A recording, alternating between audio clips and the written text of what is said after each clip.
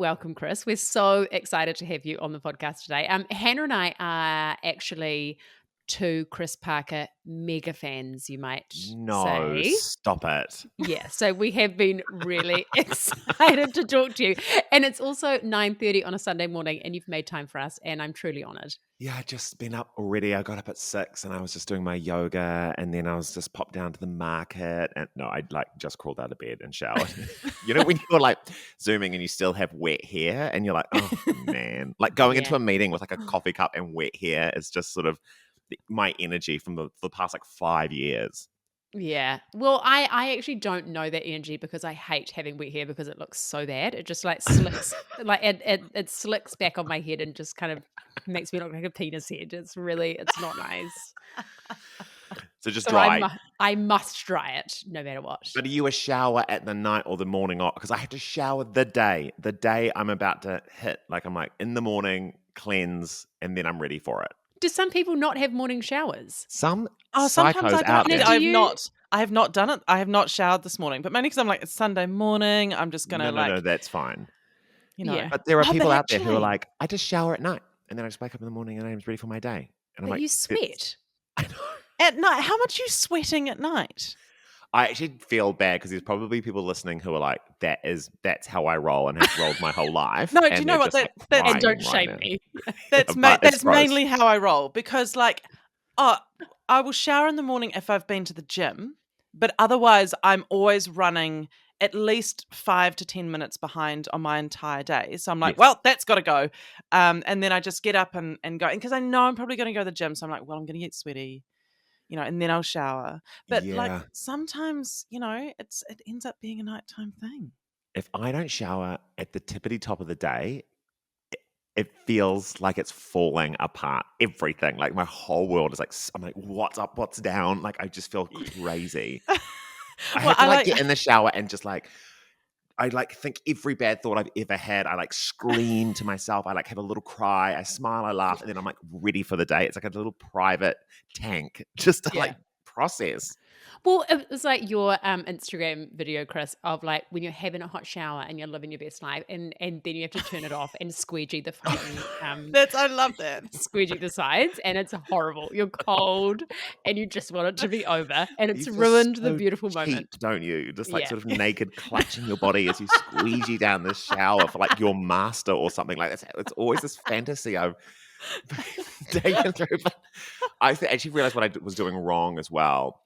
Talking to a friend, because sometimes when I'm like, probably time to like deep clean the shower, I'll have that thought post shower, because again, pre-shower I'm not like a fully formed human, and so post shower I'm like, I'll just fully get out like the most toxic chemicals I can find and just bleach the shower butt naked, like high on fumes. And it's probably not the right idea, because people are like, you should clean it beforehand and then you enjoy a clean shower. But I'm like, I'd rather a disgusting shower and then bleach it naked.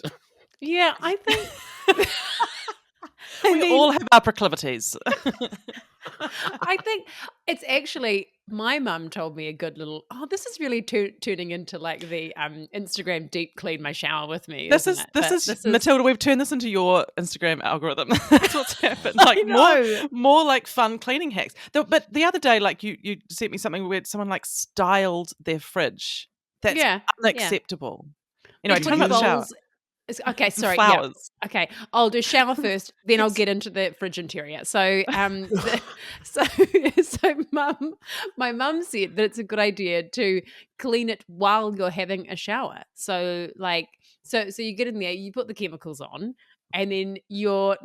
But don't you find the steam? You're like sort of like high on Handy Andy, and you're like, I need to sit down because I'm like seeing stars. I use vinegar, Chris. So like do. That does actually get up your nostrils as well. So there's actually no avoiding it. You're pickling yourself.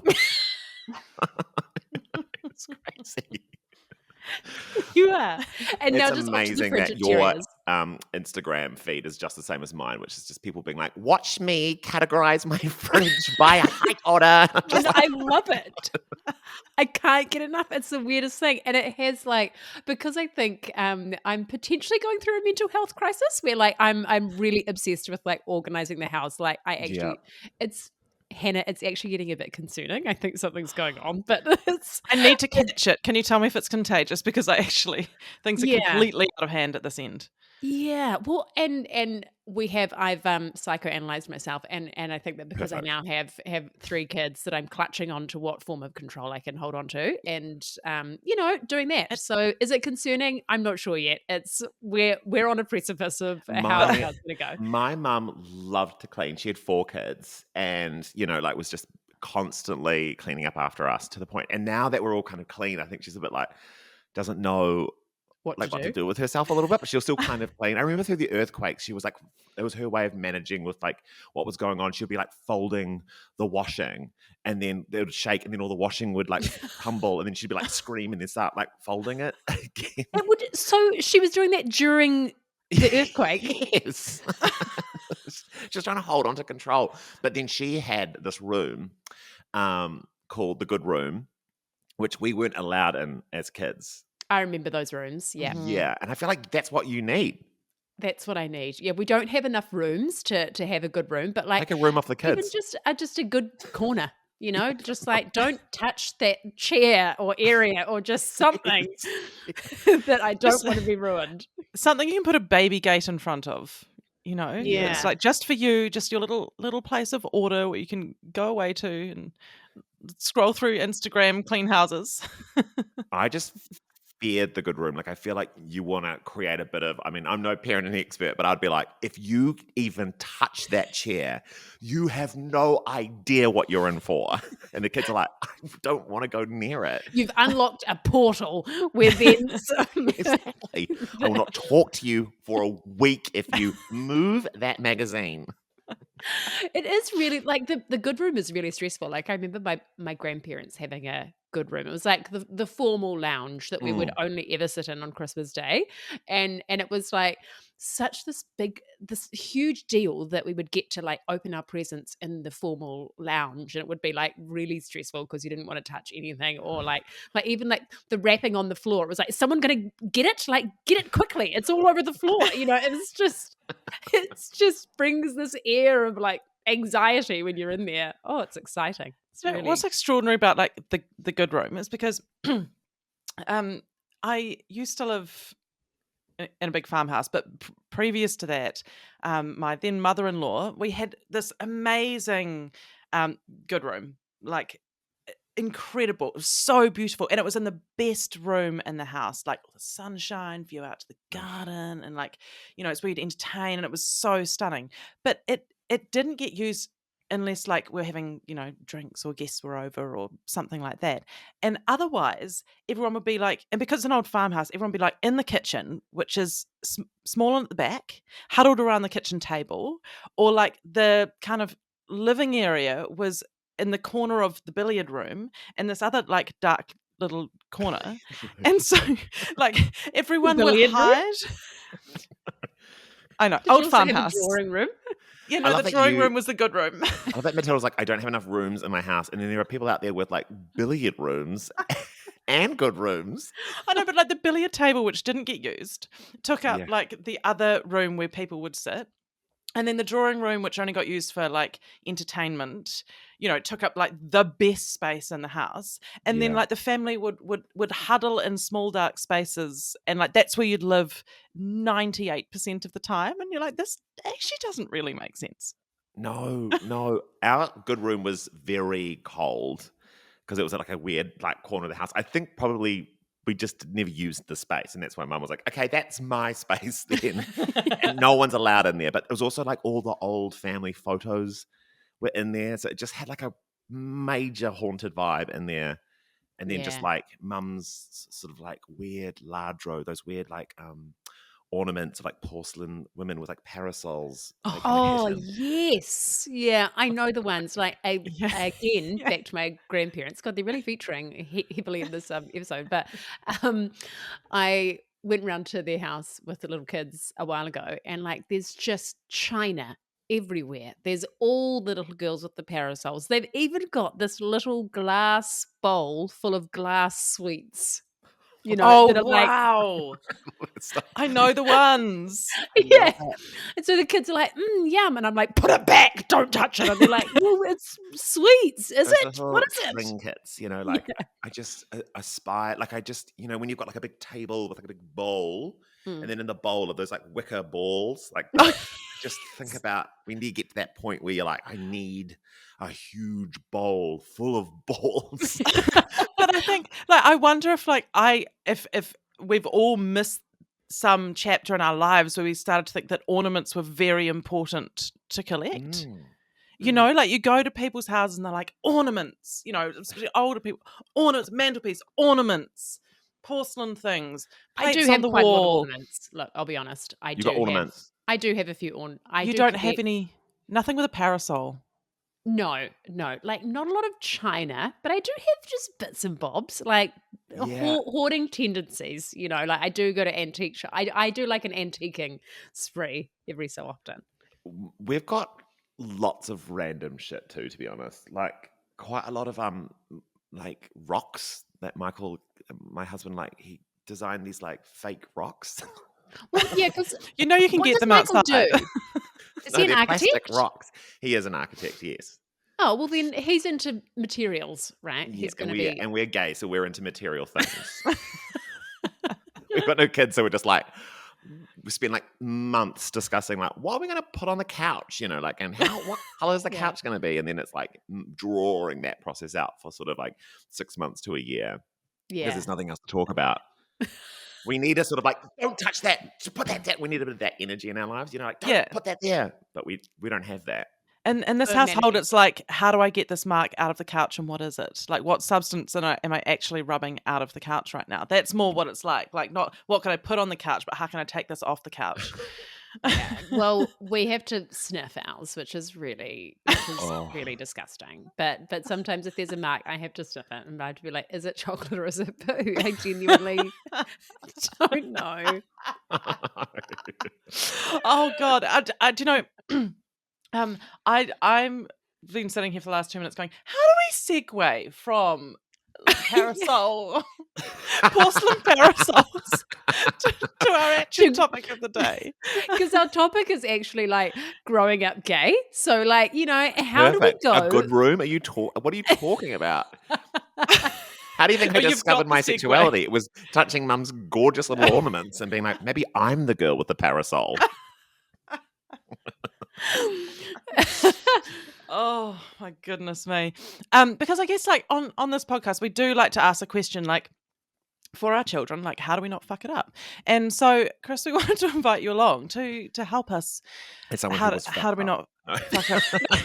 Probably not. But like sometimes I feel like being too sort of like white cisgendered hetero females, Matty, that we have like a little bit of diversity light over here, like diversity SE is what we're dealing with. And so we really need other people to like the budget version of like the Apple Watch or the phone or whatever. It's like the basic.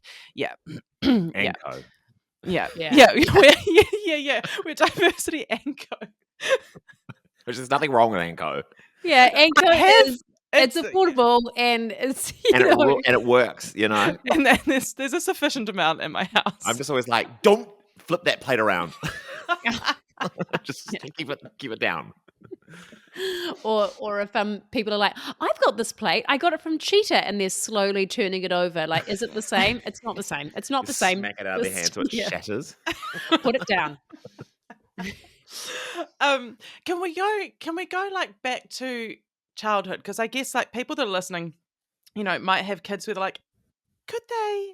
Maybe. How do we know? Like, and I guess you don't wake up one morning and be like, I've got it. Like I'm an 8-year-old child and I've got it. I'm definitely gay. Like, did you have like inklings, or do you think your parents had inklings, and what happened first? I think mum and dad definitely knew, and probably knew before I knew. It's okay. So I came out when I was like 21, 22, like after uni. Which I think, I don't know, it may have been like I honestly don't know what I put it down to, but like, I guess there was kind of nothing like actively blocking me from coming out, but it was like, I don't know. I think it was a different time as well. Like there's certainly we had no gay friends. There was no one kind of gay in the media, or if they were sort of like weird. Like there was a kind of weird energy about it. Like I was certainly picking up on vibes as a kid, which I think kids do, right? You just sort of like, you can sort of sense like a tenseness when we discuss the issue of like, you could see how people's shoulders or throats would like tense up when they were like, and so is gay. And, you were like, oh, what's that energy about? And why is that a bad thing? And so you're sort of subconsciously picking up on all that stuff.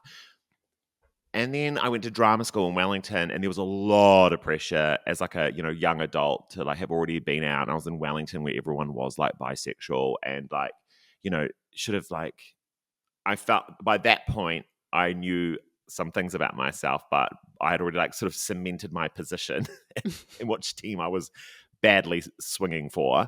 And then after uni, like after drama school, that's when I was like stepping into my power and decided to come out. But the way I've always described it, and I still stand by it, is like I felt like there's this. It's like the metaphor I use is like there's something in the distance, and it's like a very blurry shape or object or something that you can't quite work out, and you're sort of in the distance. You're like, I wonder if that is what is that.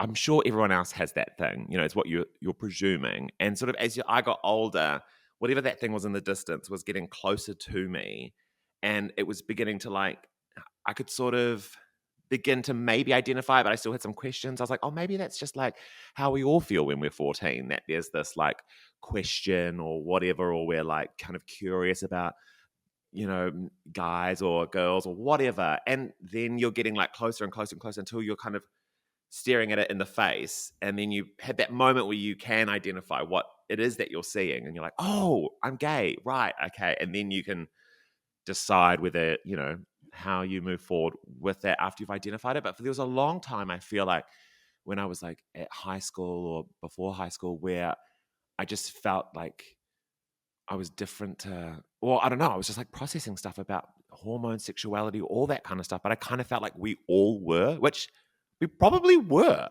There's a lot going on in that time. Yeah. So much. Can you imagine reliving the hormones you went through at puberty? I could not fathom it. Could is not it think of similar anything to worse. like pregnancy, the hormones that you feel? Or is it like...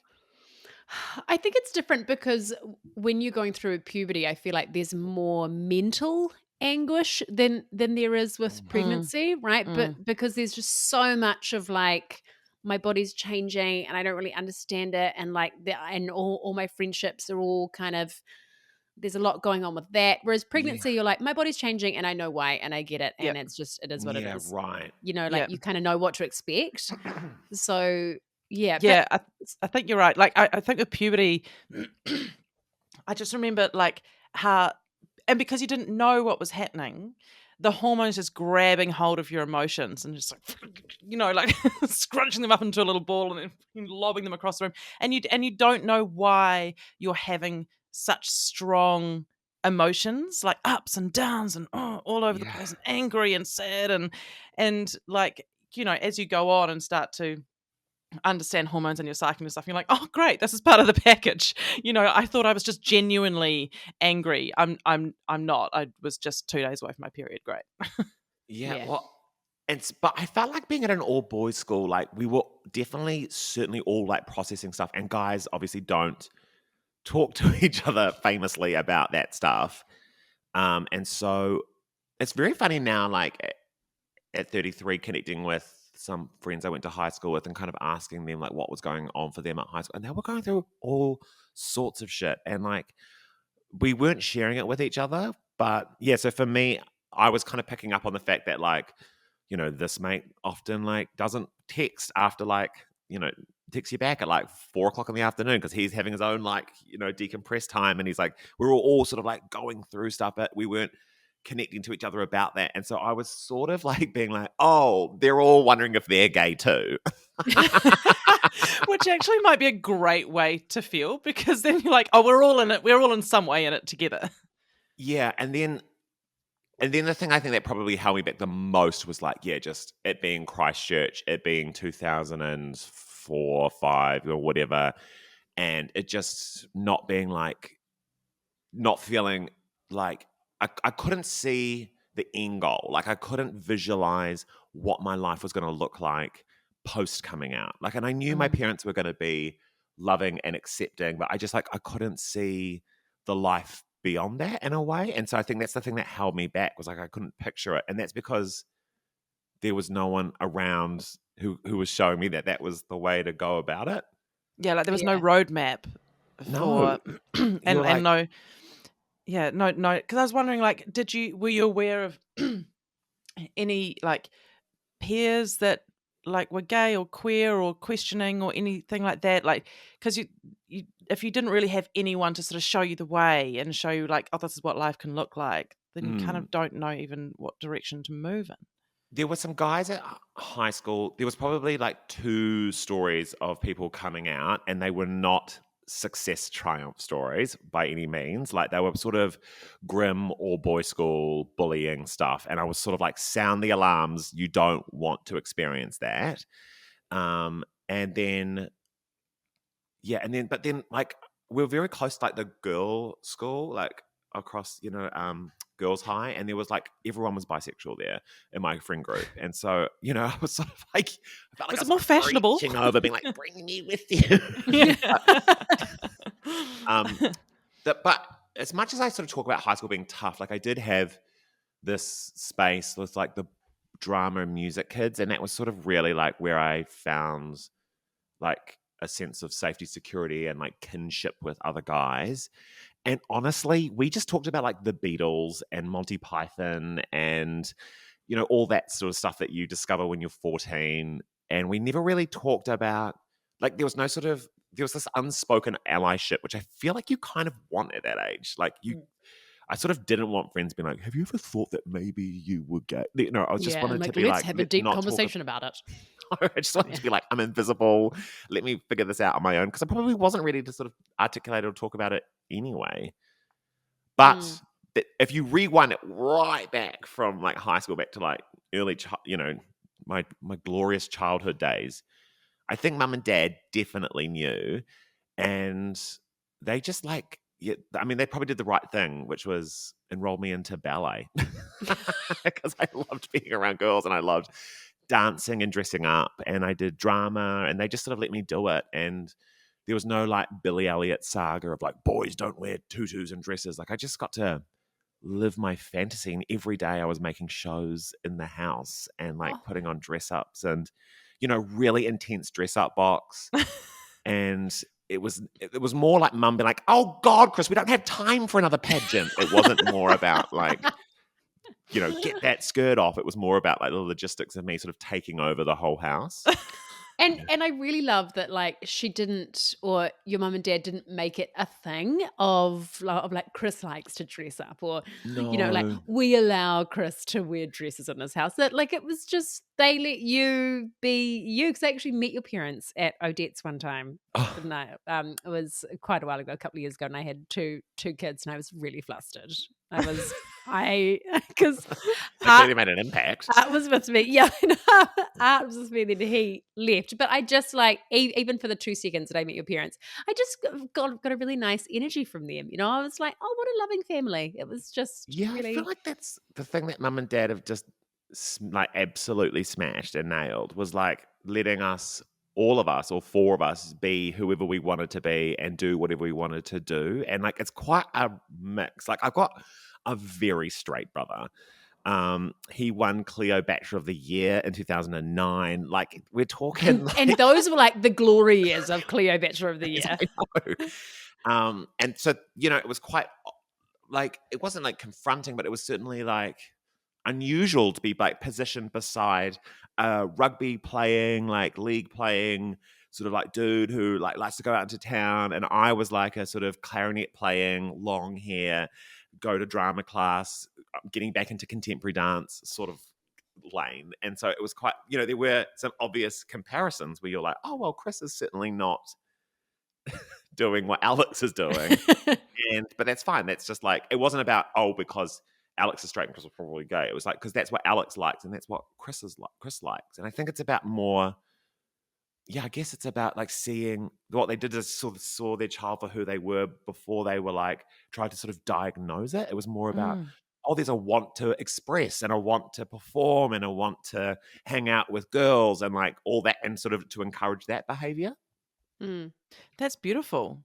Like just to let you guys be authentically who you were and encourage however you wanted to express who you were. It's so funny. And like, I was sort of thinking about like, I feel like the big thing I, that I felt like my parents sort of nailed, and what I think is the most sort of helpful thing, and I feel like it continues to this day, is like, you don't, yeah, you never want like what you're into or who you're growing into to be like sort of diminished or not respected. And we're like constantly evolving as people. And I feel like if you're trying out something new, you want to style yourself in a different way or express yourself in a different way. Like I felt like the best thing that you can do, even as like a friend to your friends or to your partner or to your kids or to whatever, is to be like, oh, cool. You know, like, oh, that's a really interesting thing you're like exploring in yourself. But I feel like the way, and it's very New Zealand, I feel like, when we start to, the way we like resist our friends or our loved ones exploring other aspects of their personality, because it comes across a bit like try hard or cringe or humiliating, like putting yourself out there. And I feel like you just really pick up on that. And then it's, what's worse is not exploring your full capacity of your life. Whoa, big. That was so good. But Hannah and I have actually talked about this before, how in New Zealand, try hard is a negative term. Like, oh, what a try hard. Why is that bad? Like, okay, someone tried, like Yeah. what's And so embarrassing about that?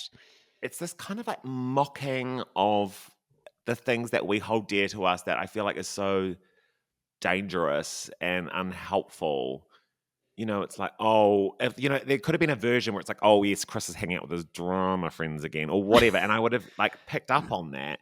But it was like, oh my gosh, Chris has this like strong desire to perform, and he's never happier than when he's on stage surrounded by his like girlies and gay friends. And like, and that was sort of the energy. It was just like, have more of that. Keep exploring that side of yourself. And I feel like that still happens now. Like, even like married to Michael, we were just sort of reflecting on this. It's like your partner can change in front of your eyes and they might try new stuff out. And it's so easy as a partner to be like, what are you doing? When Yeah, they it's not start to you. try something new out. I'm like, we should be encouraging them to explore this new version of who they might be. It's so true. But like, I think it falls into that piece of like, we want people in a box because then we understand them and then Yeah. we can kind of figure them out. And if somebody starts to stray from that box, it's like, hold on a second, now I'm not so sure about you, and like, does this mean that my box is now compromised? Did you touch my box? My box is compromised. My box is compromised. Red alert. But like, I remember going through high school, and my family had this real narrative around me, which like it wasn't meant in a nasty way. No. They would say that I wasn't book smart, but I was street smart. Yes. I know. But it gets in your head, doesn't it? And it sticks, right? Like, then I left school being like, well, I'm not book smart, and that's okay. I'm never going to be, and that's fine. But it's like, it really makes a difference how people around you and your family, especially like when you're that age, how they label you, because then it's like, oh, okay, well, if they think that, then it must be true because they're the closest people to me and they're older than me, and so they're more wise or whatever. But it's like, it can be really limiting if people put you in a box. Especially those ones that are like jovial and are jokes and are like inside jokes with the family, which is all, like, and certainly when growing up in a big family, like it was very much like Chris is a drama queen. Like, like I would frequently storm out of the room like during dinner or whatever, just because there's a lot being processed inside me. Yeah. And, but like it becomes this like running gag that then can sometimes feel like you've been boxed and like that's all who you are, and you sort of feel like you can't change that or grow out of that, or if actually who you are, how you identify is challenges how other people want to see you and box you, then I find that's creates an extra barrier, which is like so much harder to Yeah. overcome. That's so true, because then it becomes embarrassing to try and do something out of that label, because then it's this big deal, and like people are like, oh, look at you trying, and it's and then it's like embarrassing. You're like, oh well, I'll just keep back to doing Yes. what everyone expects of me, because otherwise it's this big deal and everyone's like looking at me if I try and step out of it. It's like, again, back to my high school years, I feel like this is a real therapy session. Please. Like people would be like, oh, she's not an athlete, not a natural athlete. Oh, Matty, it gets worse. Not book smart or an athlete, but What? she's street smart. Street smart. With a very organized fridge. And also, like, what is street smart? Like, when I didn't even really know what that meant, and I still don't really. It's like, you in the streets of Warkworth being like, yo, I'm walking here.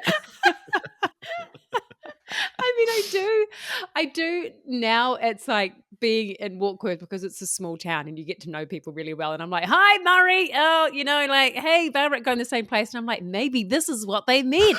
This. Still haven't let go of it. No.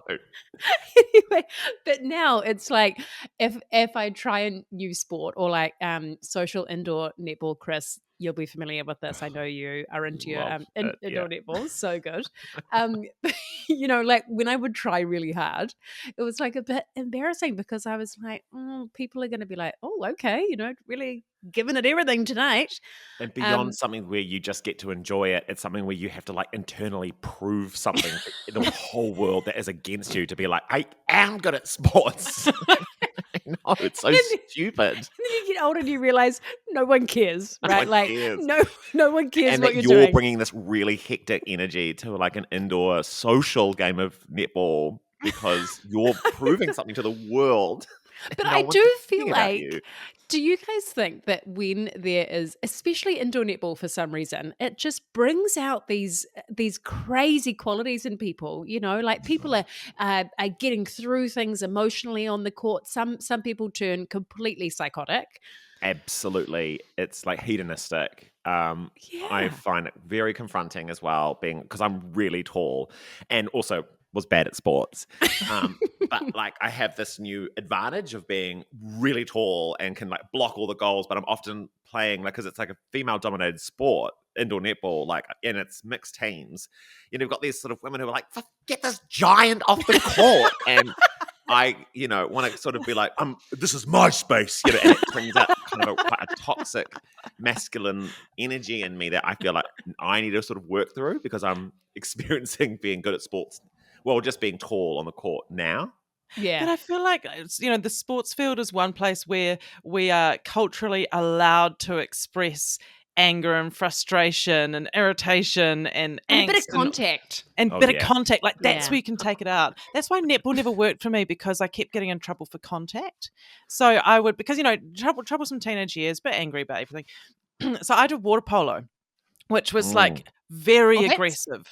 You never know what's going under the waves. That's it. That's what our coaches told us. They're like, whatever they don't see under the water, And so we used to have to wear like two pairs of togs, because like the top pair could often get ripped, and because and then based on what school you went to, you could determine how rough the game was going to be and how you were going to get treated, because and so sometimes, because people felt a certain way about the school we went to, they're like, we're gonna drown these posh girls. Like, but we're gonna hold you under the water for so long. Like, that's a genuine danger with water polo. Like, every time I watch it, I'm like, is someone gonna drown? Like, they get really aggressive. It's a really deep pool as well, because it's like, it was in the diving pool at QE2 that we played, so like you can't touch the bottom. Oh my god. Yeah. Oh my god. Yeah, it was a nightmare. I sort of had my version of that at high school with Sheila Wynne, the Shakespeare drama competition. I remember.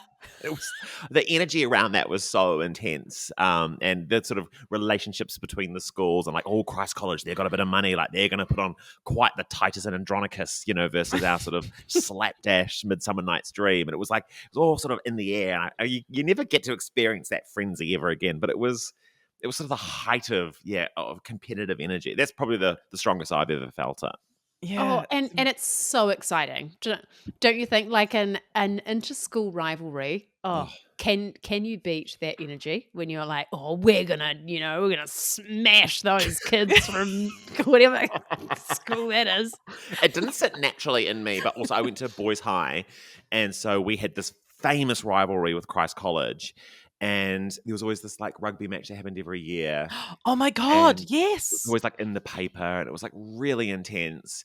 And I remember feeling so much like I don't want to be caught in this. Like this is not my world. Like why do I suddenly have to care about this? Like I just wanted to like. And then I remember like the greatest ally a gay man at high school a closeted gay boy at high school can have is a sort of English teacher who gets them. And we had so many of those, and they were like just go to the mall, like you do not have to come to this. And so they just let us bunk so that we didn't have to sort of get caught up into this like energy of like boys like throwing eggs at each other because of like fucking rugby, which I was like Because of nothing. It's God, just yeah. so Oh, annoying. Because it's there was always one the English outlet. teachers. It is It's always the always English the English, teachers. and it never.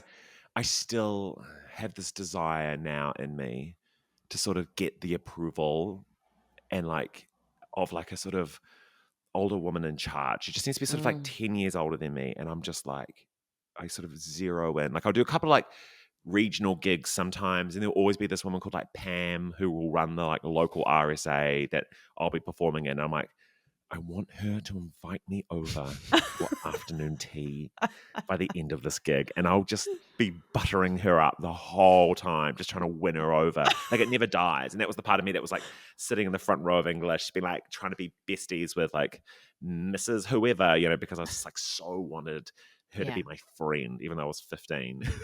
And you kind of like, you want to be the chosen one, like Yeah. the favorite. I was doing lots of like eye rolling at like the boys in the back of the class, like, oh God, boys, like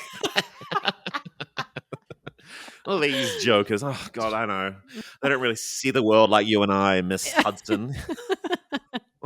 I remember my English teacher in, I think it was seventh form, I can't remember. She like held me back after class one day and like gave me this speech, and it was like the most amazing speech. And again, I felt like the chosen one. I was like, she's noticed me, and she's figured me out. And she was like, look, I feel like you have perfected the art of doing just enough, and like I know there's more in there. And I was like, there's more in me. I was honestly just like, yes. And it was this like amazing speech that she gave me that like no one else had really figured out. Like maybe they just thought I wasn't book smart, but she believed in me. God, I love that though. I Like, know. how amazing to be like that around young adults or teenagers, like to not just like I think what I'm clocking in myself now is this like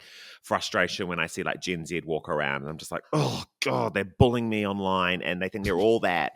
And I'm like, actually, like it's so amazing to see like the potential in generations who are coming in underneath you, and like sort of, I don't know, be like, maybe I'm going to find some young girl somewhere and be like, there's more in you. You have mastered being. I would love to get to a point in my life where I'm like, you have mastered what it is to just get by. It's time to enter your slay era. She's like on the bus, like, I'm not supposed to talk to strangers. I know. Like, I wonder at what point we get to that sort of worldly moment where we know we can give advice and that people should probably listen. Oh, I don't think I'm there yet. It's going to be good. What is your solid piece of advice? Mine was always buy an expensive clothes horse, because you just can't, you don't have the time or energy to deal with those cheap ones. So you'll just be buying more and more. Exactly. Yeah. You're 18, buy a $35 clothes horse, be done with it. Be done with it. That's an heirloom. Like you'll hold on to it forever. You will. Don't get the white ones that are like those shitty little, The rust and the way they no, they're horrible. break apart. Yeah, no way. Yeah. Yeah. You want to get yourself a solid $35 clothes horse. Oh my God. I had a question. What? Oh my God! It's. I've been totally derailed by the clothes horse. So I can't remember. Hannah, if you had advice, what would Yes. What would your Well, no, advice I be? mean, what would my advice be? What would my advice be for people? Because we've had the clothes horse. Yeah, we've had the clothes horse. I don't know. My advice is um, more like just don't feel that you have to do what everybody expects you to do. Like, Oh, I hate that, you know, we sort of get like funneled through these systems in our lives, and like, this is the picture of success, and this is what you're supposed to do school, and then you're supposed to do uni, and then you're supposed to do this, and then you're supposed to do that. And it's just like, that's not for everybody. And it wasn't for me. And like the way that I've got to where I am, what do I even do? I mean, I know what I do, but my career path has been like going to a pick and mix. Actually, do you know what I was talking about the other day? Completely off topic. But do you remember going to the dairy and like having your pocket money, and the days where you'd go to the dairy and the man behind the counter, you'd make your own bespoke like 50 cent or $1 mixture, and you'd be like, I want 2 jet planes and I want a milk bottle. No, not a milk bottle. I yeah. want like, do you remember Glory that? days. The glory, and this man behind the counter be like, oh, I've got to deal with like a 6-year-old with Can I a have dog. 10 cents of gummy bears, Could I- just the red ones. He's like, I'm going to scream. He's at breaking point. But It's I feel 35 degrees in his dairy. He's over it, eh? that's what my career path has been like. And you know what? That's fine. Like, I didn't know that I just wanted to buy a packet of party mix. Like, I didn't know that I wanted to be like, oh, do I want that? Oh, let's try that. No, I didn't want that. I'll try that too. And I've just like collected this lolly mixture of experiences, and somehow it has all culminated in doing the things that I was really designed to do. But I didn't have a natural career path. And I just want people to know, like, you don't have to know. You don't have to know what you're supposed to do or what you want to do. Like, life will bring you breadcrumbs, and all you have to do is just like chew the next breadcrumb, and like, you'll This get to the sort of place you're supposed to be. weirdly brings, like, this is where I'm like, the struggles of like, even though there can be sort of slightly more specific, but like the struggles of working out sexuality and stuff at that age, I feel like everyone at a point feels like they're going through it, where they have to sort of like choose. They can see a path, and then it's like, but that seems to be the path that the other path seems to be the one that everyone wants me to be on. And that feeling, or like to radicalize yourself and to jump on, the right path for you. And it feels so empowering when you're on it, but like to make that leap, it's always like so scary. And that's kind of what it felt like for me. I was just like, I could see this sort of the thing that I was supposed to be on, and I couldn't sort of work out how I was supposed to get on it, but I knew I could make this leap. And I feel like it's like it comes down to like the more that we sort of expose or talk about each other's potential in our lives, like the softer it is, or the easier it is to see like it's not like so binary in terms of the way we should live our lives, and it's easier to sort of splinter off and just go after what feels like authentic and true to you. Yeah. I wanted to ask, like, what role a sense of safety played for you throughout that journey? Because like going to boys' high, like I was there, I'm not at boys' high, but I was at school in Christchurch a little bit earlier than you, and a good friend of ours was at boys' high, and he came out in 7th form in year 13 at the end of the year, which I just remember at that time was like so courageous in that Oh my time. goodness, yeah, 100%. And I remember actually one of the responses, because he was worried about his safety and doing that, but I think he wanted to do it while he was still at school, to be like, like, fuck you, this is who I Yeah, am. amazing. And I yeah. always, I mean, I've done a bit of like, I wrote a show in 2018 that sort of looked into this with specifically Boys High, and then through that I've weirdly fostered this friendship with the headmaster of that school, and we've just sort of talked over the years about like, the changing landscape in terms of these conversations, and like what is the future of all boy education, and it really like it fascinates me. And then I did like a comedy special that was like in my old high school, and sort of interrogated all boy like single sex education, and because it feels like so helpful in one sense that the guys can really focus in on like these conversations that like young men should be having, but then also it's also so reductive in a sense of like women are amazing. Why wouldn't you want to be around them more? And I would have like thrived having some like female friends at high school, but they set up like a Pride Alliance group. The students did. They initiated their own group, and that just gives me like so much hope for like the future of where things are going. But I think when I like look back at, and I would have been different, surely, like, you know, going to high school, if I was going to high school in 2023, 2024, like it was just they're just different worlds. But I always think about like coded safe spaces being like so valuable, and I feel like there are coded like parenting tips, or there's like coded like ways that you can like, you know, protect or find safe spaces or whatever that isn't like confronting it head on, because sometimes you're not ready for that.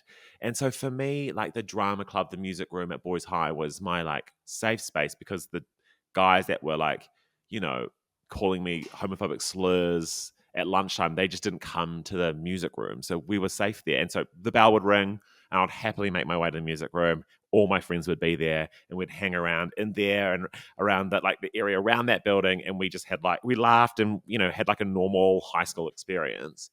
And I sort of feel like that with, like my parents sort of did similar stuff like that. Like a big one for me was I went to this after school drama program called Original Scripts, and that was in Christchurch, and they've just shut up now after like 30 years of doing it and running that school. But it was like a whole bunch of kids who, you know, wanted to do theatre and acting and express themselves, and it was a space after school where we could kind of hang out, and it sort of weirdly turned into like a kind of clubhouse vibe where we would like we just enjoyed each other's company so much that we'd go there all the time and, you know, find any excuse to go to Original Scripts. And Wendy and Sonia, who ran that place, were just like the most brilliant women who, you know, just saw each kid for who they were, not like what box they fitted into in their mind. And we were able to, you know, dress up and be whoever we wanted to be. And we laughed and we were random. You know, it was like peak random culture. We were going to the mall in our pajamas and So random. stupid random stuff. But the focus was off. Who are you into? Are you gay? Are you straight? We never sort of, my friends never saw me that way. Like it was more like, oh, Chris is so random. Like that was more how they saw me. Random was a big word at that time. Big Everything energy. was random. Everything Everyone was gets it. so random. If they were part of random culture, you know what it is to be random. Yeah. And so, yeah, I felt like in that sense, you know, I was in a very supportive environment that wasn't like enrolling. My parents didn't like research like, you know, after school program for closeted gay boys. You know, they just sort of found my interest and then made sure that the people around me understood me and respected me for who I was. And that's, you know, that's incredibly powerful when you're growing up. Yeah. Oh, it's like the definition of child-led, you know, like that's a real thing these days, is talking about like child-led play and like child-led whatever. And it just sounds like your parents were like ahead of the game with that. They were thinking, okay, well, here's what he's into. Let's, you know, start going down that path and help foster that, you know? Yeah.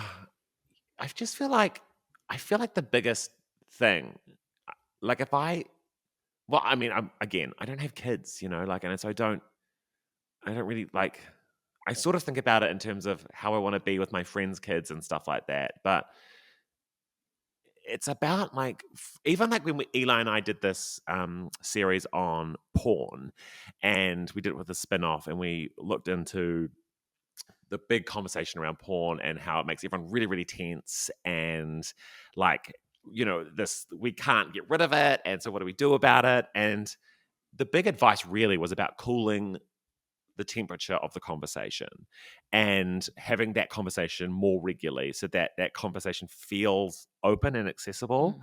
And I feel like that is very similar to like the sexuality and gender identity conversation, where it's like the more we talk about it in a way that's like not, okay, time to have the big conversation. Mum and dad didn't sit us at the table and were like, statistically, one of you are gay. Like it was just, which is it? Which Put is your it? hand Let's up. roll a dice.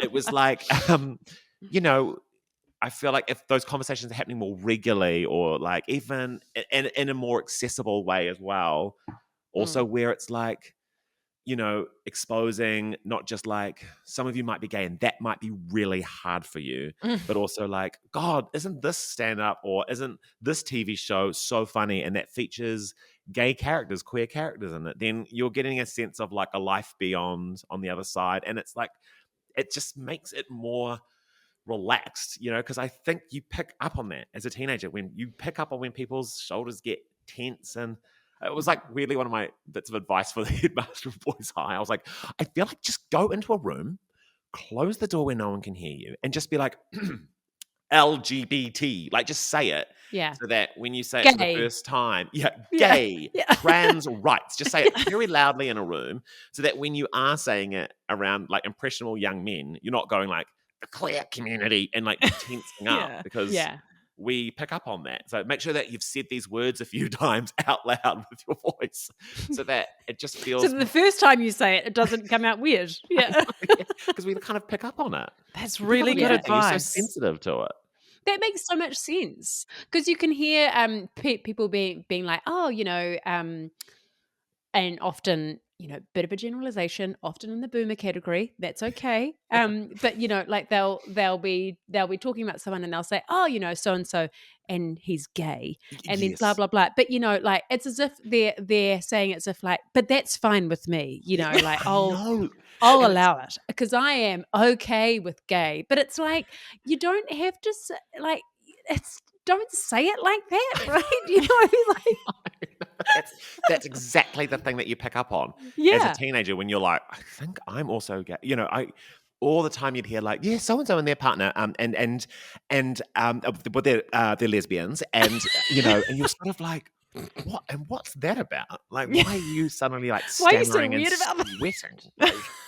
You're like, now they're lesbians, but a perfectly normal life. And, and you just pick up on all those details around that versus just being like, so-and-so and their wife, so-and-so, that would be just such a more robust way about talking about it. And you have a sense of ease about it. But there, I guess, are just people out there who don't have gay friends.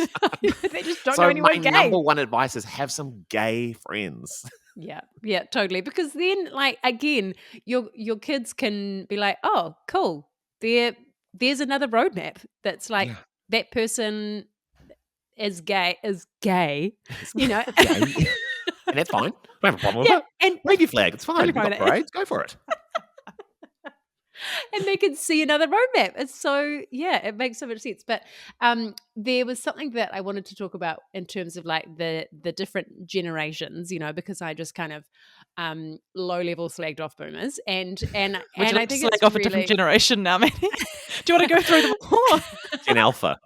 Well, I'm going to do like a compliment sandwich. So, okay. So I think it's really important to like stay open to younger generations, because I feel like maybe that's where oftentimes the boomer generation is kind of like they've been so like annoyed by younger generations and the things that they're doing and saying and whatever.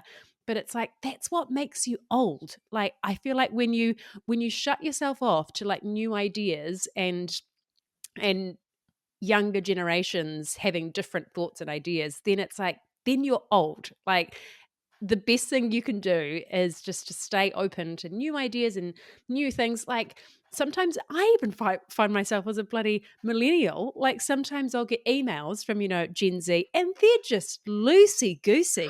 It's like, structure hey, this email.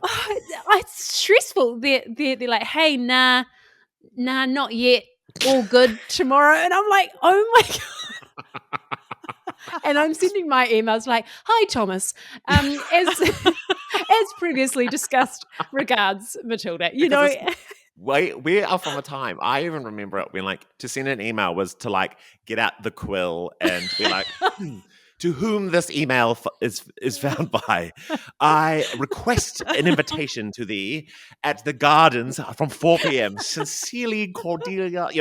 And you'd fire off the email. Whereas now they're just like, you send 300 a day or whatever. That they are just like, yep, that sounds great. Email, But in my mind, and it's just on still the a go. formal. You structure it. My dad sat me down and was like, this is how you write an email. And he would be like, bold, important things that you could highlight. And it'd be like, and use paragraphs. So now my emails might be like, that sounds great. But it'll be like, dear Bronwyn, yes, that sounds fantastic. Paragraph. I'll get onto that. Paragraph. Chris.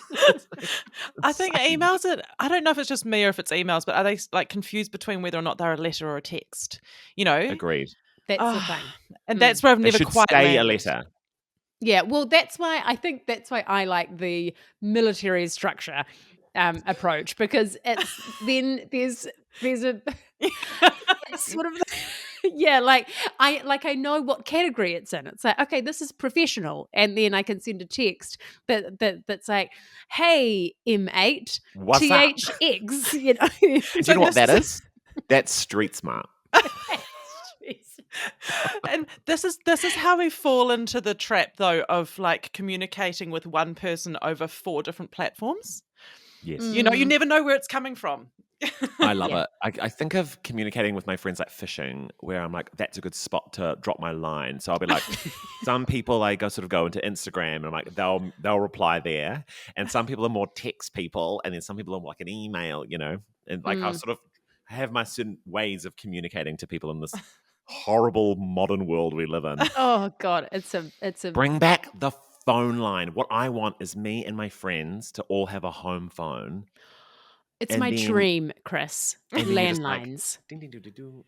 Should we go get pizza? Yeah, that's what I want. And then no group text about pizza night that becomes this thread that you have forever, and just want a home phone. Yeah, a home phone, and it's kind of nice to not know who's calling. Yeah, I know it's crazy, but I feel like we're too controlling. We're too controlling because we're like, oh, random number. Sorry, you don't have access. I answer every time. Yeah, Hello? I do too. I'm like, what would you like? Because it's like, otherwise you kind of get a bit like, oh, you're not allowed into my space. I don't know who you are. You just get a little bit controlling. But I do agree around the staying open. There are people that feel old, even though they're younger than me, because they've sort of closed themselves off from the world in a way, or what I find is when they adopt their parents' values, and then they sort of don't want to shift or change in any way. It's kind of like they go, I've finished progress. I've decided not to do anymore. Yeah. The progress. I'm there. The progress, learning, exploration time of my life is over, and I'd like you all to know that I'm done. Imagine thinking that I've learned everything I want to learn. Yeah, I have reached the pinnacle, and but even I can't put any more in there. Social level, I mean, I guess that's another coming back to the best parents in the world, my parents. But it's they love going out. They love living life to the fullest. And I think I've just picked up on that, and I have sort of taken that into my life. They're always sort of trying new things, and they've just they constantly move house. They've just recently moved further into town, and in this apartment. Into town. Oh. Yeah, they want to be in town. So they're bustling around town. They love that energy, bustling around and around young people, and they want to sort of feel that. And I'm like, that's how I want to be as well. And I feel certainly when it comes down to when you're a young adult picking up on vibes, if I feel if your parents are genuinely interested in the world and other people's worldviews, then you will also pick up on that. So you probably hear that all the time, modeling or whatever. God. Yeah. The pressure. You're onto it, Chris. You've got parenting. You've nailed it. And they are always watching and listening. Some of the Go things. away. This is the good room. Yeah, some of the things that Milo says that just out of the blue, I'm like, where did you get that? The other day, this is actually kind of a negative one, but it's funny. I asked him to do something, and then he folded his arms, rolled his eyes, and goes, "What is it now?" And I was like, When who where did you get that from? That was we realized that, like, Art says that to me as a joke. He's like, "What is it this time?" Oh, And Milo has picked up on that, so we're like, "Maybe we'll take that joke out of the house." Yeah, I'm not sure about that one. oh, Yeah. That's so wow. funny. He doesn't really pick up on sarcasm as a 4-year-old, but, yeah, they really are always they're all ears, aren't they? But So you gotta I be l careful. I love that energy and that sort of family culture of trying something new, not being afraid to make changes, following your curiosity, exploring interests. Like, that's so good and it's so fresh. And I think, like, so much of what holds us back just comes back to fear, the things that we're afraid of, or like Yeah. judgment or failure or rejection, all of that stuff become the reason not to make the decision that you kind of know that you need to make. The fear Yeah. to try something new or explore, right? Like, is so, and that's what life's about, really, isn't it? It's about like, and because this is the thing around like, I genuinely feel like I'm constantly going through a process of coming out in a weird way. Like, there are these like versions of me that like, and so the leap from, you know, coming out as from straight brackets to to gay was about like really just talking to my parents about the fact that I was attracted to men. And that was, but then there have been other, there have been other moments of being like talking to my parents about not wanting kids, or talking to my parents about wanting to live overseas, or whatever. There's always these evolutions of yourself where you sort of are peeling back, Mm. or coming out in a new way. Like, we're constantly evolving in a weird way. So I Yeah. feel like That is so true. it's just it's a bigger one, but it's just part of that process of like bringing out more of who you are. Yeah. Yeah. I love that because it's not like it's Chris before coming out and then Chris after coming out. It's like Mm. if you think of the difference between Chris as a teenager and Chris now, it's like there's probably so many different versions and changes and evolutions in one's personality. Like we're talking about this in a previous episode, Hannah, of like what we were like at 21. And I was a complete mess. Like and and Yeah. like, I was having a great time, but Yeah. I was a mess. And now I think to myself, I'm cleaning out the fridge. I'm gonna style the interior of it any Don't day you now. dare. Don't you No, dare. no, that's when if I do, Hannah, it is a There's crisis, an and I think intervention. An you need to intervention is intervene. coming. Yeah, Yeah, definitely. yeah, This is absolutely. this is But postnatal something. It's there are so many changes that you go through. That's beautiful. Like, you don't want that to just end when you get to a No. certain age. That sucks. And Maybe I'll it's come like, out straight after this podcast. Who knows? who Who will? knows? Maybe you do full Michael's listening in the 180. room like, what is he talking about He's now? like, shit. I wanted to ask about how you feel like your journey of discovering your sexuality, and your identity has informed the sort of evolution of your humor and performative nature as well. And like, Mm, did you use humor to in any way sort of protect your vulnerabilities or deflect, or has there so been an interesting. enmeshment? It's so layered to me. Like, and like, this is where I'm like, I'm more street smart versus book smart on this, because I feel like what I think is just crazy is like the way I am, the feminine qualities about myself, the way that my hands right now flick about, and the tone of my voice has like literally no connection to the fact that I like to have sex with men. like, Yeah. so the disconnect between being, I find, to be camp versus to be like gay, to be like kind of separate things, and they have been like sort of separate things that have bubbled away from for me. And yes, I don't like, I'm always like buzzed out by the fact that like, why are gay men always camp, or like can be like, when we think of camp people, we think of like gay guys, but like, I don't really I've link. wanted that too. Yeah. Because there are but then like you could meet a straight man who Yeah. was really camp as well. So it's Yeah. like it And it's doesn't necessarily separate mean to sexuality in my mind. And so like, I've had a second relationship, like a secondary relationship to like my relationship to like the qualities that I possess physically and performatively. And that is more in tied with my performer identity, like being a comedian. And so, yeah, like it's been a real evolution for me from like naturally harboring these qualities and people laughing at me without me kind of realizing, and then sort of being able to self-identify these camp qualities in me and maybe feeling somewhat like ashamed or like I should get rid of them, but feeling sort of disempowered as a performer. And then like another evolution of that of being like, oh, actually, these are really powerful qualities. And if I harness them, I can get people laughing and they're laughing with me because I'm like aware of what I'm doing. And so now it feels like a spell. Like it's like my it's my craft, it's my like weapon, it's my defense, it's everything. And I know when to use it and how to use it. And I like the effect it has on other people. So that feels very empowering for me. And then yeah, like I mean, being at Boys High, we used to do theatre sports in the assembly at before the teachers came in, and we would get the whole room laughing. And it was probably the only sort of like 15 minutes I had at high school where I wasn't feeling like a target, and was sort of being like maybe even sort of like celebrated. And the boys thought we were really funny. And so that's when I really discovered like it was like our way of getting through and earning some respect for like 20 or so minutes. And then we're like back to the bottom of the run. But like, which is great character building stuff.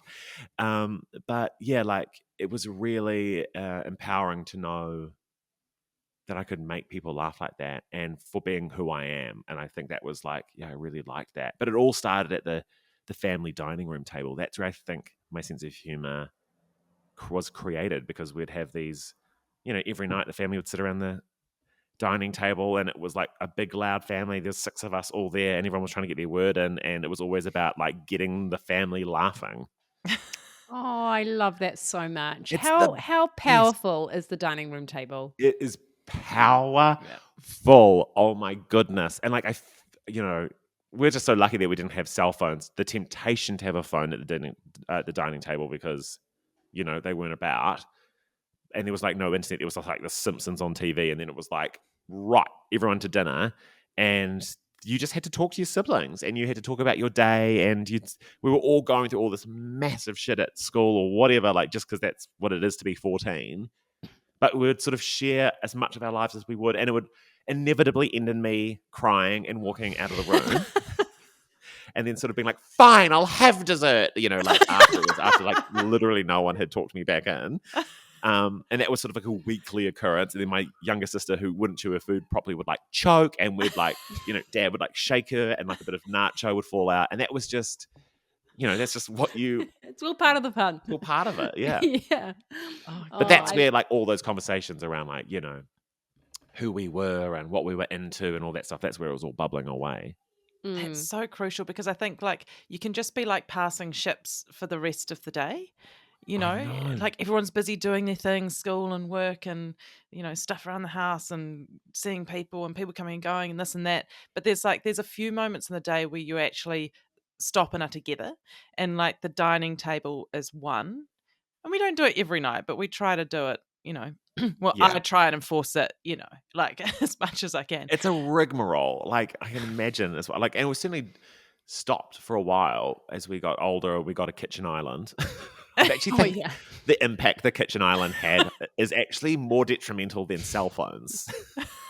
That is such a great point, actually. We have a really dated like kitchen that I just hate so much with every bone in my body, but we don't have a kitchen island, and maybe that's a blessing in disguise. Because dinner suddenly becomes, oh, just have it on the island. You know, pop it down, and like back to whatever I'm doing. Like you don't have to like sit, pull a chair out, put a napkin over your lap. Like it's about like getting in and getting out. Yeah, we just, by the end, we were just being all fed off that island. Just like a conveyor belt. Come on, you come through now. Yeah, totally. Just quickly before we let you get back to your Sunday, Chris. You mentioned islands. You were on Celebrity Treasure Island. So were you? Yes, and the alumni. Mine was a very short stint. But what Powerful was it stint, like though. to bloody take it out? Was it just incredible? I find that whole, I don't know how you found it, but I found like again, I mean, this is the thing where you're like, your evolution, who you are, like, it's never truly done. Like, I really, truly was it like a transformative experience.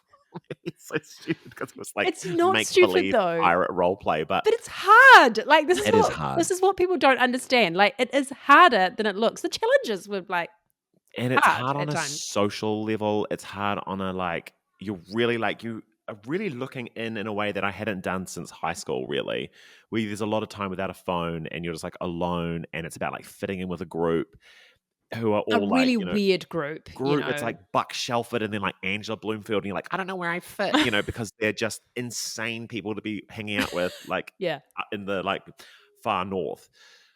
But and it was like what I clocked actually was like the way I get in the way of myself, like, and I really clocked it when I was watching it back, and it was kind of very like it was really impactful in this really stupid way, but like I was clearly doing so well objectively when you watch the show, and then suddenly I'm like, like I have this meltdown where I'm like definitely hungry and sleep deprived, but I'm like I don't know where I fit in, and I don't know where I'm good at this thing, and I'm clearly doing so well, but this doubt comes in and this sort of self sabotage, and I sort of trip myself up for no reason, and it was so powerful to kind of watch that back and to be like, Chris, you're like thriving on this show. Like, step into your power and be comfortable in that. And so it was kind of amazing, like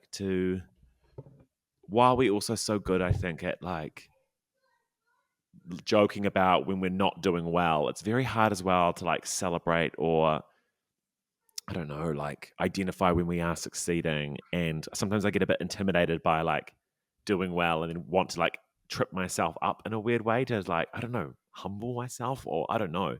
So that was Because weirdly I think it's because you like we all know what that feels like. So like we all kind of know what it feels like to not succeed at something. So it feels a bit more comfortable. Whereas like succeeding and like getting further and further up this success ladder, it's like it's all unknown and I don't know what it feels like. It's kind of comfortable if I just bring myself down a bit because I know that. Yes. It's so confronting when you're in the lead and you're like, because you don't just have to like chase the person behind you. You have to begin to forge your new path or whatever. So yeah, I just found it like crazily confronting, but then also, God, I loved it. Like I actually just loved being off my phone, being on a beach and like digging holes and like balancing things and just like getting back to like, it feels like everyone should do it. Like beyond a reality TV version, like we should all have a version of like school camp again or something I was where we just kind of go back that. to basics, because it's like Like an so outward bound. Yeah. Put me on a boat with hormonal teenagers or something. Like I feel like I need that.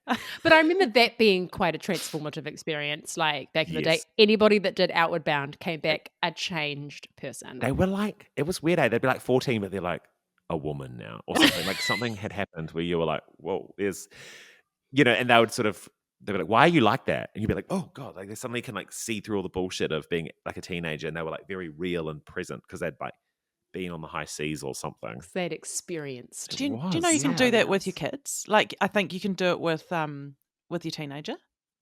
A boat. Outward Bound. Oh, is that the boat one? Or was that like you're trekking through the bush? I think it's a bit of both. I think it's a bit of both. Do you trek through the bush to the boat? I feel like that's... I mean, I haven't done it. But yeah, but I was just saying the other day, like my daughter's going to go on her first school camp this month. And I was like, kind of a bit jelly. Like, I want to go on camp. I want to be sent away on camp. You say that until you're VRA. I loved camp. Like there were things I didn't love about it, but I loved going on camp. Our family never did it. That's the only thing. That's the only failure of my parents, is they were like, Mum was like, we don't bake, ski, sew, or camp. We didn't camp as a family because like I remember two occasions, one when we went camping and one when we had a terrible incident with this family boat that was bought, where we got stranded on an island with my like 70-something-year-old grandfather, and Mum had to swim out to the boat and swim it in and rescue us, and it was all like very dramatic and stuff like that, and then the boat was promptly sold. I think that's how it went. She'll correct me because she'll listen. But yeah, so we didn't really do that. But school camp, went away on school camp. That was just so good. But I think also that's the pressure you feel as a parent is like, oh, I've got these children. I'm supposed to give them all of these experiences. Like, I've got to give them all of the experiences. Like, oh, why don't we camp yet? Why do we have a tent and we've never taken it out of the cupboard? Like, does that make me bad? What's going to happen to them now? I've never made damper. No, we never had it. You don't need to. I think it's a myth. What is damper? Exactly. Well, and this is how we end up. Is it Christchurch? And I thought you were street smart. Yeah. I'm not even mad. Eating damper on the mean streets of Warkworth. Damper's this like dough that you make. It is probably just like flour and water and a little bit of sugar or something. I mean, obviously, I think I remember having it once. And you cook it on a stick over your campfire, and then you like fill it with jam. You pull it off the stick and you fill it with jam, and it is it's so good. But it's one of those like, look at us just like living on the bare necessities and, going out and tickling eels and stuff like that. I don't know. What do people do? Definitely that. We were just in Nelson every year, and Mum and Dad would go to like wineries, and then they would like get sourced on Sauvignon Blanc, and we would just like run around, and like I know every single winery in the area because my whole summer holidays were spent in them. I feel like when this episode comes out, you're going to need to send it to your parents because they have really featured. They really have. Old Nick and Gay Parker. I'm a little like I almost want to be adopted by them. It sounds great. Like, love the culture of the family. Don't know if they're open to Are they that taking now. on new entrants? Yeah. Yeah, they're actually setting up a program, where they bring in adults and they raise them again. And just pop them into bunk beds. It'd be fine. I would love that. God, I would. There's nothing more I want than to be like freshly out of the shower and then be like wrapped in a towel and then someone just like dry my hair. Like, it's just the greatest. You never get it again. Good. No, what? You never get. Who dries your hair now? And it was like to be in there and to be like your whole and your hair's head like, would be like rattled around. And the other day, Matty, we had a shoot, and Matty bought little Penny Green with her, and she was just getting like carried around in the front pack like this, or like rocked in the bassinet, and I was like, what I wouldn't do to be swaddled up, put in a bassinet with a sheepskin under it, be held real tight, and just like rocked to sleep. Like, what is the adult version of this? Because I want it. There probably exists somewhere in LA where you can like go back into a huge womb or something and can experience that. But well, it's like those float chambers. I feel like that's kind of woomy. Oh, like where you go and float in those things. It always just makes me think of that Simpsons episode where Homer goes on the. You might not know. You might not know every single episode of The Simpsons. Nobody rolls and down on the hill. He rolls down, then he gets out and he's all like battered and bruised. Have you done those float tanks? No, but I really want to. I'm going to do it. There's a place in Christchurch where they have like, tell us. It's quite confronting because you have to be entirely naked, lying like on your back, and I was just like, oh God, like I hated looking down. It's like worse than a bath because you're floating. And it's a magnifying glass and everything looks all wobbly and big. Yeah, and then you have to close the lid and then you're dark and then you're kind of panicking because the lights are out and then you sort of keep... The lights are out? It's a sensory deprivation chamber. Oh no, I don't No seeing, no hearing. And what did your brain do? I went mental, like I went fully mental. I was like, I'm a Coke bottle flowing down a gutter. That's like kind of where I ended up. And so I had to get out of there. Did anyone swaddle you after? Because I think that would really complete it for me. Like, you'd feel so secure. Just something like this oversized towel, just be like, come here, and wrapping But the you experience back to sort of squidgying down the shower after, you're sort of naked and sort of showering off. Oh, God, amazing. Oh, hello. Hello. Hello. Hi, this is Autumn. Autumn. We haven't seen you feature. We've been featuring Penny a lot, but it's been a while since we've seen Autumn. Hi, Autumn. I know. Do you want to say hi? Honey. They said hello. Hi. Oh my goodness. This may indicate that our time has come to a close. Judy calls. I think so. They have been waiting very patiently, and I could hear them getting closer and closer to the door. He Their wanted voices that getting much. getting louder and louder. I'm like, oh, okay, it's only a matter of time before they're like, I just can't not open the door. Oh, that's so cute. Fair enough. Yeah. Chris, thank you so much for being so generous with your time and your Sunday morning. Really appreciate Hey, it. There's no place I'd rather be. I just wish we were all in person. I know, Oh, wouldn't that same. be It's good? so fun. Around the dining table. Oh, Oh. in the good room. In the good room. Maybe like dipping into the $50 olive oil you're about to buy from the Oh. farmer's market with your fresh sourdough. bet. Oh, God. Exactly. Chris would be storming off. It'd be great. But we'd all be like looking at each other, nose popping back for desserts. Like Popping back for your he's dessert. probably just standing outside the door. Yeah. Hey, well, thanks for having me on, team. It's Oh, great. thanks I so just much, want to give a Chris. quick plug as well because one, love, if anyone's not listened to the Male Gaze podcast, here's another podcast that we will allow listeners to cheat on us with. Oh. So funny. Love it. Listen to you while I'm cooking dinner. Yeah, that we don't have we've got no advice, we've got no direction, we just chat. That's what we for about an need. hour. Sometimes that's what we need. It's great. We love it. And you're touring Australia and New Zealand this year. And New Zealand, Auckland, Wellington, Christchurch, Dunedin, Rotorua. Ooh. Oh randomly. my god, I will be there again because I will be I there. feel like I've been to the last two and they were both phenomenal. Bless So you. good. I love it. I've never been able to go. Every time you were on, I was in some other place. I'm like, this is just outrageous. Anyway, but this year I'm going to actually get my tickets before we put this podcast out, just in case anyone beats me. Sorry, guys, but just in case anyone beats to the punch, I'm not missing out again. And what else can we plug? What else is happening? That's all. Oh, and I've got Double Parked. I guess that's coming out soon. Yeah. The TV show that we're creating, and Oh, I'm I looking love forward to Double that Parked. too. season 2's coming out, and then that's it. Just my comedy show, and then I'm having a little lie down. So I'm plugging that. Yeah, plugging, having a lie down. Oh, thank you so much, Chris. Is there any final words of advice you'd give to any parents who feel like they maybe have a rainbow kid in their family? I think we've given great advice. Great advice, to be honest. I mean, I Yeah. think it's just it's the same thing, right? It's like you just want your kid to be happy, right? And to and be themselves. And anyone's sexuality or gender questions that they have about themselves is a part of it, but it's not the whole thing. 100%. And what a beautiful way to finish the pod. Yeah. So thank you Thanks so so much. much. Enjoy your Sunday. And It's getting swamped by kids. Milo's they'll just keep dropping Milo's in. coming in too. I can just see your eyes. It's like a little child gets placed on her. Meanwhile, Chris, you can go and buy yourself some wicker balls and put them in a bowl and just I'm gonna be do that. safe in the knowledge that all you have to collect is decorative items. Yeah. All right. Well, All right. enjoy your Sunday, guys. Thank you for listening to this episode of Untidy. If you enjoyed it, we would really love your help to support us to continue to make the show. Things you can do that make a huge difference is subscribing to the show so you never miss an episode. You can also leave us a little 5-star review on Apple Podcasts or Spotify. And of course, please share this podcast with your mates. It means that we can continue to build this community, keep putting out untidy episodes, and just keep doing what we love to do.